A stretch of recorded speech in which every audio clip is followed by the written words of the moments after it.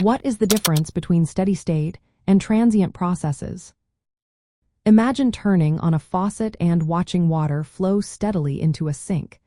Now picture suddenly opening the drain and watching the water level change. These two scenes help us understand two different ways systems behave in thermodynamics. In a steady-state process, the properties like temperature, pressure, and volume stay the same over time. Think of a hot water heater that keeps the water at a constant temperature. The energy coming in from the heater equals the energy leaving through the tap, so the water temperature remains steady.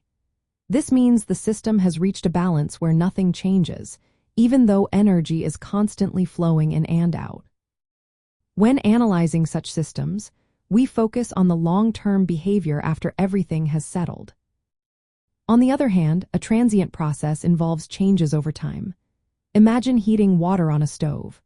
At first, the water temperature rises, then it might stabilize or cool down depending on the heat source. During this time, the temperature and pressure are not constant, they are in flux. Transient processes are about how systems respond to changes, like starting a machine, heating or cooling something, or filling a tank.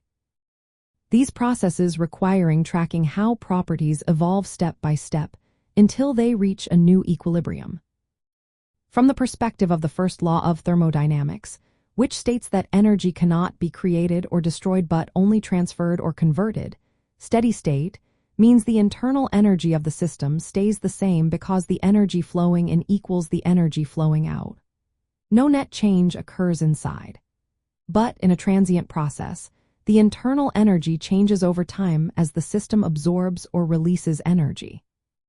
For example, when you heat a pot of water, the internal energy increases until it reaches the desired temperature.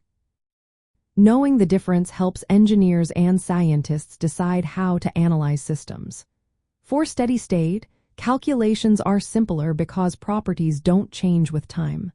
For transient processes, you need to consider how properties change at each moment, which can be more complex but also more detailed. In practical terms, steady-state analysis is used when systems run for a long time without change, like a cooling tower or a heating system that maintains a constant temperature. Transient analysis is essential when studying how systems start up, shut down, or respond to sudden changes, such as a machine turning on or off. Understanding these two types of processes allows us to design better systems, predict how they behave, and optimize their performance.